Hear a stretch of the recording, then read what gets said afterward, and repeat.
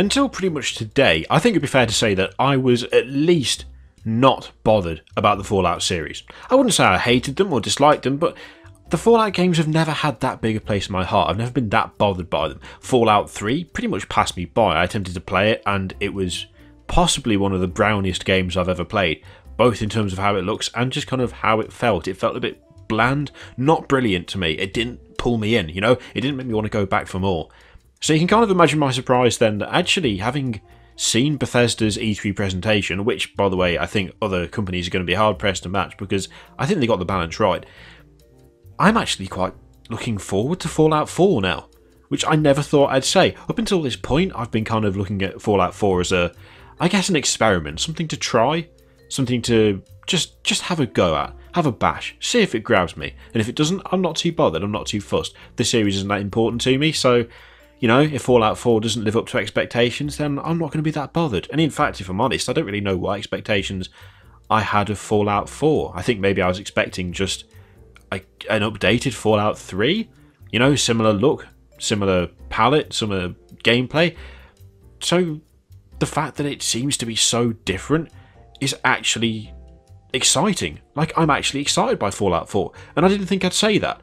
I honestly didn't think I'd say I was excited about any Fallout game, because it's just not a franchise that I'm invested in. I'm actually really happy about this though. Honestly, I am really happy that Fallout 4 genuinely looks exciting, because I was expecting essentially to see another kind of browny grey game with a similar aesthetic, a kind of dull colour palette, and I was kind of looking to it to be just another sequel, I guess. I mean, gaming's rife with just other sequels. The Call of Duty series is a prime example of this, where every Call of Duty game is pretty much just another sequel. The Battlefield series is exactly the same, and whilst I know these are not the same companies as Bethesda, sequel syndrome is rife in the industry, which is why I guess Fallout 4 was going to be a subject of interest, not a subject of excitement. But actually having looked at it, and having seen what they've shown, the world itself has colour.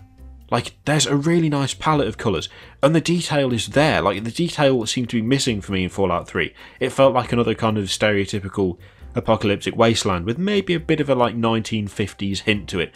Fallout 4 looks like the future if 1950 was the future. I love the design of the cars. I love the fact that you can still see the character of the world before the nuclear apocalypse happened. And I didn't get that in Fallout 3, but in Fallout 4, just from the trailer alone, I'm getting that. I really, really like the amount of customization. Like, the customization seems just so over the top, so big in scale, that it's genuinely got me excited. I'm a big fan of being able to customize pretty much anything you do, especially in open world RPGs, because your character is everything you have in these games. You know, you move from town to town, you go from village to village, you help people with their problems, you do quests, you do investigations, you build up your character as you go. But not being able to sufficiently customize your character to make it exactly what you want, you know, to make the character you want as opposed to make the character that the game makes available, that doesn't happen very often. But it looks like in Fallout 4 they've gone really over the top, and I like that they've gone really over the top. I mean, you can do pretty much anything with any weapon. You can take a pistol and turn it into a sniper rifle. You can do all kinds of stuff with the customization, and it doesn't even just apply to the weapons as well. The fact that you can customize your power armor, you can do what you like with that, make it your own. That's the big thing for me so far with Fallout 4. It looks like I can make everything my own, and that is something that is genuinely exciting. You can even make the world your own. I mean, this is one of the biggest things for me. Todd Howard, in the presentation for Bethesda, said, well, you know, we've got this amazing customization system where you can build like a settlement, and it's completely optional. To me, that's not optional. That's not optional. That's something that I'm going to be doing, and doing a lot of. The fact that you can actually put your mark on the game, like on the landscape. So instead of just passing from place to place and meeting NPCs and you know, building up the story of your character, you've actually got a tangible, lasting, like, structure that you have actually put there yourself. You know, you've built this up. You've created this. Not only have you created it, but you've got to defend it as well. Now, I think some people will probably look at that and go, oh, well, it's kind of, there's just like a horde mode, it's just going to be like a third-person tower defense or whatever. I actually think it's more important than that. Like, I think it's bigger than that. One of the best things you can do, for me, in open world RPGs is like, leave your mark. You know, make your... stamp your character, your personality, what you've been doing into the world. And whilst you do make a difference doing the quest and following the story, you don't leave, in the majority of cases, like a tangible structure, something that's there that you can see that's like, I did that. Now, obviously in Fallout 3 there are things where you obviously affect the world around you. So Megaton's a good example, you can blow Megaton up. That's destruction though, that's not creation. That's like, you've made a mark on the land by murdering a town, effectively. This is different, like you're introducing something into the world there of your own design. The aesthetic of the game, that aesthetic that everyone knows so well, that I never really felt was that strong, especially in Fallout 3, that's been like, just boosted, it's just been boosted up. So that now when you look round, you see all these really cool bits of technology lying around. You know, stuff that was prolific before the nuclear blast happened. So you've got these crazy cars that kind of are futuristic and yet retro at the same time. You've got the robot butler that is still floating around. It's all stuff that, whilst I knew was there from the initial trailer, didn't excite me until I knew what it was for, if that makes sense. The initial trailer was good for people who already like Fallout, because people who already like Fallout looked at it and went, oh my god, look at that, it's more Fallout. For me, that wasn't sufficient, because more Fallout to me was just, okay.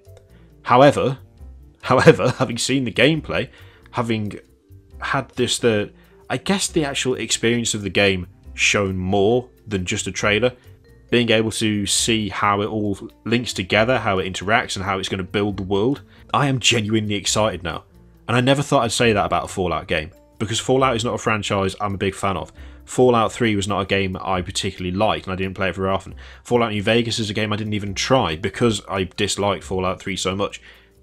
I am not really someone that I guess you'd expect to be excited by Fallout 4, because it is a sequel in the Fallout franchise, and yet what they've shown is so sufficiently different and exciting, and at the very least really interesting, that I've gone from seeing Fallout 4 as some kind of, oh well, I'll play it just to see what it's like, to I'm looking forward to it now.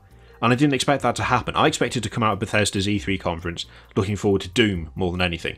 And whilst I'm looking forward to Doom, I'm now looking forward to Fallout 4 far more than that. And that's a really good thing, because before this, I didn't care. And I've gone from not caring to being excited in the space of a couple of hours. Whether it's going to be Game of the Year or not, I don't know. People are already saying that it's probably going to be Game of the Year, etc, etc, or it's going to be the best game so far we've seen, blah blah blah. I always say to that, reserve judgment. Don't immediately think, well, this trailer looks amazing, therefore it's going to be an amazing game.